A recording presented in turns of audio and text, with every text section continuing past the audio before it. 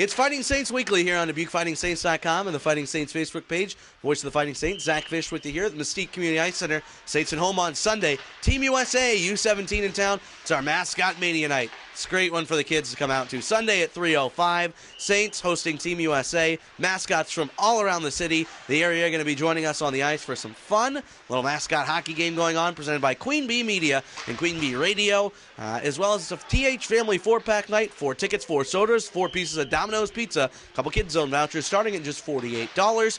And on top of that, a great evening of hockey for the Fighting Saints. Afternoon, I should say. After a couple great evenings of hockey, Saints and Cowbell Cup play on Friday at Cedar Rapids, and on Saturday at Waterloo. Dubuque and Waterloo tied for first place in the Prairie Farms Cowbell Cup standings. So some huge games this weekend for Dubuque, as after this they'll only have one more against Waterloo on April 5th. Well, thanks for joining us. We're going to look back at the highlights from 3 games last week for the Saints. They went 1-1-1. But quickly taking a look at the scenarios for the Dubuque Fighting Saints right now heading into what could happen this weekend. Saints just need 1 point, only 1 point, in order to clinch home ice for the first round of the playoffs. If you're unfamiliar with the playoff format this year, it's 3 rounds. There's no round 1 where teams get a bye. 4 teams from each conference make the playoffs, so 1 seed likely would be Dubuque if it ended now, would play Youngstown, the 4 seed. Then Muskegon and Green Bay would be the 2 and the 3 seeds. Still some movement could happen there. Saints could possibly play the Lumberjacks as Youngstown. Tough loss the other night, but is making a move up and has some games in hand.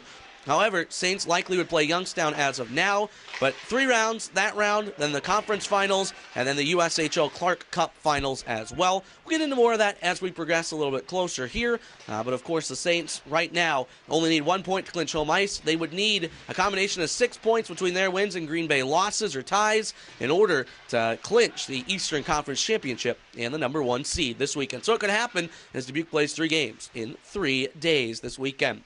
Let's take a look at the highlights from this past weekend for the Saints. It started on Thursday as Dubuque found themselves down 1-0 against the Youngstown Phantoms in a possible playoff preview. Thursday night at the Mascot Community Ice Center, Dubuque would tie the game. Carson Kuhlman gets his first point of the season. He gets it to Mike Swatula, who scores his 34th goal of the year.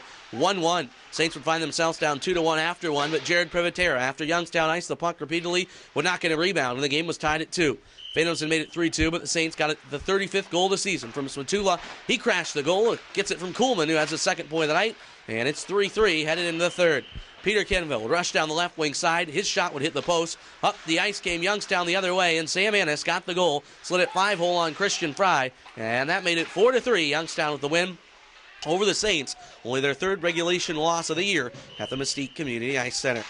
Chance for the Saints to get back in action on Saturday. Let's take a look at the highlights as Dubuque went to Sioux City. Saints get on the board first in the second period. Matt Benning, his 10th goal of the season. On the power play, 1-0. Sioux City would tie in on a controversial goal Christian Fry run into, but the puck popped up in the air and shot in the empty net by Jake Genzel, and the game's tied 1-1. Late in the game, Sioux City appeared to score, but the goal was waved off. Fry this time crashed into. His appeal for goalie interference is heard. We go to overtime. Penalty shot called in overtime on Dubuque. Fry had to make a super-sized save as he sent it to a shootout, but Sioux City would win the shootout. 1 goal goes to Sioux City in the shootout. They win the game 2-1 in a shootout on Friday.